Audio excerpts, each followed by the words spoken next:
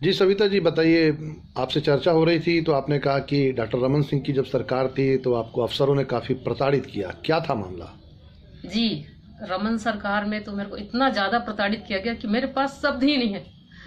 उनके सरकार में एक अधिकारी थे आईजी मुकेश गुप्ता, वो बिना वजह के मेरे को नौकरी से बर्खास्त किए। जो मामला न्यायालय में पेंडिंग था उस मामले में बिना किसी जांच के मेरे को बर्खास्त कर दिए। माननीय पूर्व जो गृह मंत्री थे ननकीराम कंवर जी, उनसे मैंने आवेदन दिया और बताया कि सर, जब मैं टीआई मंदिर हसोद थी तो वहाँ एक अधिकारी थे सीएसपी रैंक के, वो जो रमन सरकार के अधिकारी थे, उनके लिए मुझे वेश्याओं को पहुंचाने के लिए प्रताड़ित करते थे। क्या एक मिनट रुकिए, क्या बोल रही थी? लड़कियां सप्लाई करने के लिए? जी, मेरे को प्रताड़ित करते थे कि ये लड़कियां जो आई हैं बॉम्बे से, उनको अधिकारियों के बंगले में, मंत्रियों के बंगले में। तो मैंने कहा सर, मैं इस काम की मंत्रियों के बंगले में और अफसरों के बंगले में लड़कियों की सप्लाई? जी। कौन बोलता था ये, मतलब कोई अधिकारी? जी, बड़े अफसरों को? जी। हाँ, नहीं, फिर जो सीएसपी मेरे थे वो मेरे को बोलते थे, तो मेरा उनसे बहुत झंझट हुआ। जब काफी वो मुझे परेशान करने लगे तो मैंने इस बात की शिकायत बीएस मरावी साहब है, दिवंगत है, उनको मैंने लिखित में राइट डाउन करके दिया कि सर, ये जो अधिकारी है मुझे इस तरह से प्रताड़ित कर रहे हैं कि आप देह व्यापार की जो महिलाएं हैं उनको अधिकारियों के घर पहुंचाओ। तो मैंने कहा सर, ये काम मैं नहीं कर पाऊंगी। उसके बाद उन्होंने जो सीएसपी थे उनको बुला के डांटे फटकारे। उसके बाद वो मेरे इस तरह से पीछे लग गए कि मेरी नौकरी करना मुश्किल कर दिया। और एन के इन प्रकार मुकेश गुप्ता साहब को जो भी जैसा भी बोले होंगे, पुराने प्रकरण में जिसमें न्यायालय से सजा हो गया था शराब कोचिया को, उसमें जब मैं धमतरी में पोस्टेड थी मेरे को बर्खास्त कर दिए। मैंने इस बात की शिकायत माननीय गृह मंत्री ननकीराम कंवर जी को की। उनको बताया कि सर, ये मेरा आवेदन है, मैं आवेदिका हूँ और मेरे ही आवेदन में मुकेश गुप्ता साहब मुझे बर्खास्त कर रहे हैं। तो उन्होंने काफी नाराजगी व्यक्त की और मुझे विदिन 3 डेज नौकरी मिले है। और उन्होंने मुकेश गुप्ता साहब के लिए काफी नाराजगी व्यक्त की। शायद ऐसा सुना है कि उनको आरोप पत्र इश्यू कर रहे थे, जो भी हो। उसके बाद कुछ नहीं हुआ। उसके बाद ये दुश्मनी रही। हम सीएम साहब के पास भी गए डॉक्टर रमन के, क्योंकि मेरा ननिहाल का वर्धा है और मैं बेमेदर के संपन्न किसान की बेटी हूँ। मैं 2000 में जब थाना प्रभारी में गंडई थी, वहां मैंने 6 नक्सलियों को पकड़ा था, जिसमें एक मध्य प्रदेश के दिवंगत नेता लिखीराम कौरे हत्याकांड की मेन अभियुक्त थी। उसमें मुझे फिर आउट ऑफ टर्न मिला जी। तो ये डॉक्टर रमन साहब जानते थे उस समय, मेरे पति को भी जानते, मेरे परिवार को भी जानते। मेरे पति गए, मेरे परिवार वाले गए, लेकिन उन्होंने हमारे साथ न्याय नहीं किया। डॉक्टर रमन सिंह ने भी आपकी मेरे साथ न्याय नहीं किया।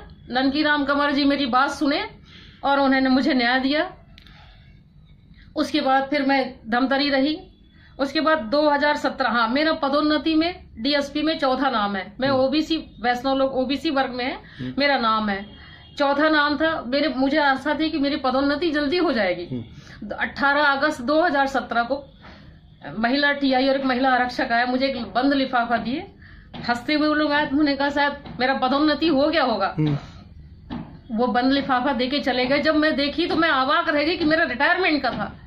मेरे पति और हम काफी प्रयास किए डॉक्टर रमन साहब से मिलने के लिए, लेकिन अमन सिंह साहब थे, एक बिसेन और एक राधे श्याम गुप्ता, मेरे पति को जाने ही नहीं दे रहे थे, न मुझे जाने दिए। अच्छा। उन्होंने गेट पे बोल रखा था कि ये आएगी नहीं, ये सरकार की विरोधी है। अच्छा। मैं कैसे सरकार की विरोधी हो गई भैया? ना तो मैं कोई आतंकी हूँ, न नक्सली हूँ। मैं नक्सली को पकड़ने वाले, मैं सरकार की विरोधी हो गई। तो फिर आपको वहां पे भी मुख्यमंत्री निवास नहीं, वो तो मुझे जाने ही नहीं दिए। हमने पेपर के माध्यम से, मीडिया के माध्यम से, और आप देखिए रमन सरकार का न्याय देखिए। उन्होंने 47 कर्मचारियों को जो एसटी, एससी और ओबीसी हैं और सारे लोग गांव के हैं, उनको रिटायर किया। और आपको मैं दिखाती हूँ, ये लिस्ट मैं आपको दे रही हूँ। 100 से अधिक कर्मचारी हैं जो एंटी करप्शन में रंगे हाथ पकड़े हैं, रंगे हाथ पकड़ाए हैं, जेल गए हैं, वो आज नौकरी कर रहे हैं। यानी जो आर्थिक अपराध अन्वेषण ब्यूरो है, जी, उसमें भ्रष्टाचार में लिप्त ऐसे कर्मचारी भी काम कर रहे हैं जो रिश्वत लेते हुए पकड़ाए हैं और सभी नौकरी कर रहे हैं। नौकरी कर रहे हैं। और आपको एक मजे की बात बताऊं, अन्नाराम साहू मेरे साथ राजनांदगांव में था, डॉक्टर साहब के विधानसभा क्षेत्र का है। वो मेरे सामने हवलदार था तो ट्रैप हुआ था। उसके बाद एएसआई पीरियड में पकड़ाया है और आज उसका मामला हाईकोर्ट में लंबित है। और उसको माननीय उपाध्याय साहब हैं, एन उपाध्याय साहब, उसको पदोन्नति देके सब इंस्पेक्टर कर दिए हैं। और आज मैं गांव के किसान की लड़की हूँ, मेरा पदोन्नति रोक के आप मुझे अनिवार्य सेवा नहीं। लेकिन अभी तो कांग्रेस की सरकार ने आप लोगों से कहा है कि जो भी बर्खास्त कर्मचारी किए गए अनिवार्य रूप से, वो सेवा में लिए जाएंगे, तो आपने कोई कहीं मांग रखी है अभी फिलहाल इसकी? नहीं, अभी तो भूपेश बघेल जी कल शपथ लिए हैं सीएम का। उन्होंने भी बोला था कि कांग्रेस सरकार आएगी तो हम तत्काल लेंगे।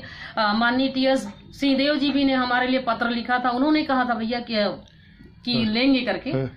और अब हम अपनी मांग रखेंगे और आपके माध्यम से जो नए मुख्यमंत्री हैं और टीएस बाबा जी हैं, उनसे मैं निवेदन करूंगी कि 17 महीने से हमारा और मेरे जो साथी कर्मचारी हैं उनका परिवार सड़क पे खड़ा है, ना हमको पेंशन है ना पेमेंट है। आप बताइए कि हम कैसे सरवाइव कर रहे हैं। इसी बीच में अपनी बच्ची की शादी भी की। एक हमारा साथी सुसाइड कमिट कर लिया रात्रि, एक बूंदराम भारती वो भी ट्रेन से कट के खत्म हो गया। रमन सरकार के आतंक से और अधिकारियों के द्वारा गांव के लोगों को परेशान किया। इसमें कोई भी मंत्री, मिनिस्टर या कलेक्टर के बच्चे अनिवार्य सेवानिवृत्ति नहीं हुए। जबकि आपको मैं बता दूं, आपको दस्तावेज के साथ बता दूं, 376, 377 आपराधिक प्रकरण जिनके खिलाफ है वो आज नौकरी कर रहे हैं। वो रमन सरकार के अधिकारियों को नहीं दिखा और मेरे को चिन्हांकित करके, खासकर मुझे राजनीतिक प्रतिद्वंदता के चलते मुझे अनिवार्य सेवानिवृत्ति किया गया है। कोर्ट में भी हम मामला राजनीतिक प्रतिद्वंदता समझा नहीं, क्या राजनीतिक प्रतिद्वंदता? आप तो सरकारी अफसर हैं।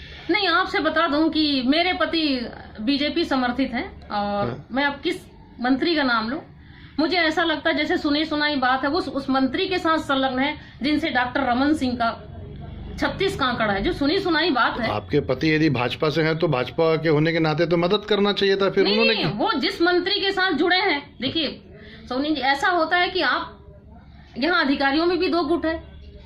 कोई अवस्थी साहब के ग्रुप का है तो कोई अमन सिंह के ग्रुप का है तो कोई मुकेश गुप्ता के ग्रुप का है और हम तो किसान के बच्चे हैं, हमारा तो कहीं कोई ग्रुप नहीं है।